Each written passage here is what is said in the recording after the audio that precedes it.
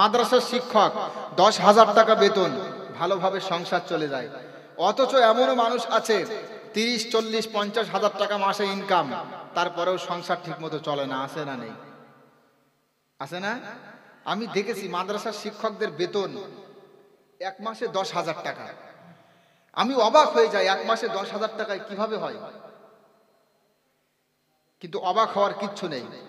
বরকত এমনই জিনিস, বরকত যদি থাকে না 10,000 টাকায় এক মাস চলবে, আর বরকত যদি না থাকে 50,000 টাকায় এক মাস চলবে না। ঠিক না? ঠিক বলেন। ও মুসলমান, আমি ভালো করে দেখেছি মাদ্রাসার শিক্ষক যারা 10,000 টাকার বিনিময়ে মাদ্রাসায় চাকরিছে, বিশ্বাস করেন ভালোভাবে সংসার চলে যায়। সংসারে বড় ধরনের কোনো রোগ বালা মুসিবত আল্লাহ দেন না, ভালোভাবে সংসার চলে যায়।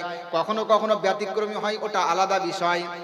কিন্তু 40,000 টাকা ইনকাম করছে, 50,000 টাকা ইনকাম করছে, কিন্তু এরপরেও সংসারে বালা মুসিবত কাটে না, সংসারে শান্তি আসে না। আসে না? নেই? ইমাম সাহেব কত বেতন আপনাদের এখানে? ইমাম সাহেবের বেতন কত? হ্যাঁ, 10 থেকে 12। সব জায়গাতে একই অবস্থা। এমনও ইমাম সাহেব আছে, আমি গিয়েছি আলোচনা করতে, আমার যে কি কষ্ট লেগেছে ভাই, বিশ্বাস করেন। আমার সাথে বলছে, হুজুর ইমাম সাহেবদের মাইনের বিষয়ে একটু বলবেন। এখানে না, আমার ভুল ধারণা করবেন না, কোন এক জায়গাতে গিয়েছি, বলছে ইমাম সাহেবদের বেতনের ব্যাপারে বলবেন। আমি বললাম, ভাই তা আপনার কত বেতন এখানে? তো বলছে, ভাই আমার মাত্র 6,000 টাকা বেতন। তারপরে আরো কি করে জানেন? আমার দ্বারা মসজিদ ঝাড়ু দিয়ে নেয়, মসজিদের গামছা পরিষ্কার করিয়ে নেয়, মসজিদের গামছা যদি অপরিষ্কার থাকে আমাকে ধরে, ইমাম সাহেব গামছা দেখতে পাওনি? কত কষ্ট লাগলো কথাটা শুনে আমার। মাত্র 6,000 টাকা বেতন। আমার তো মনে হয় এ যুগে জিনিসপত্রের যা দাম, সাংসারিক পারিবারিক আসবাবপত্রের যা দাম, আমার মনে হয় 6,000 টাকায় কিছুই হবে না। ঠিক না বে ঠিক? ঠিক না? আপনারা তো জানেন 6,000 টাকায় কিছু হয় বলেন? 6,000 টাকা বেতন, আবার মসজিদ পরিষ্কার করিয়ে নেবে, মসজিদের গামছাগুলো পরিষ্কার করিয়ে নেবে।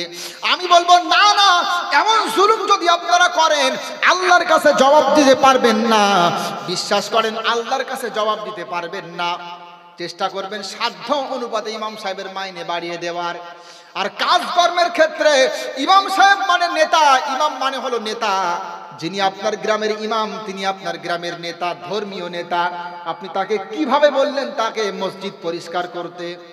আরে যে ইমাম সাহেব সে তো আপনার গ্রামের ধর্মীয় নেতা, আপনি তাকে কিভাবে বললেন মসজিদের ওই ময়লাযুক্ত গামছাগুলো পরিষ্কার করতে? যদি ইমাম সাহেব নিজ থেকে করে তাহলে ঠিক আছে, কিন্তু আপনি বললেন কোন লজ্জায়? আপনার তো লজ্জা থাকা দরকার, তাই না? আপনি নিজে একটু সময় বাহির করেন, দুটো গামছা একটু পরিষ্কার করে দেন না, আল্লাহ অনেক সওয়াব দেবে। আপনি নিজে একটু সময় বাহির করেন না, একটু মসজিদটা ঝাড়ু দিয়ে দেন, কত সওয়াব আপনার হবে। আপনি তা না করে ইমাম সাহেবকে চাকরের মতো করে খাটাচ্ছেন, তাই না? আল্লাহর কাছে জবাব দেওয়া লাগবে। ইমাম মানে কি বলেন? ইমাম মানে কি বলেন? নেতা। ধর্মীয় নেতাকে আমরা ইমাম বলে বুঝি আমাদের গদা বাংলায়, সাধারণ মানুষ আমরা। তাহলে ইমাম সাহেবদের মূল্যায়ন করবেন তো ইনশাল্লাহ? ইমাম সাহেবদের মাইনে বাড়বে তো ইনশাল্লাহ নাকি? দেখা যাচ্ছে আলোচনা করে বাড়ি যাবো খনি, কালকে আলোচনা করবেন। কি এক বক্তা নিয়ে আসলাম ইমাম সাহেবদের মাইনে বাড়াতে বলতে, চিন্তা করো দিন।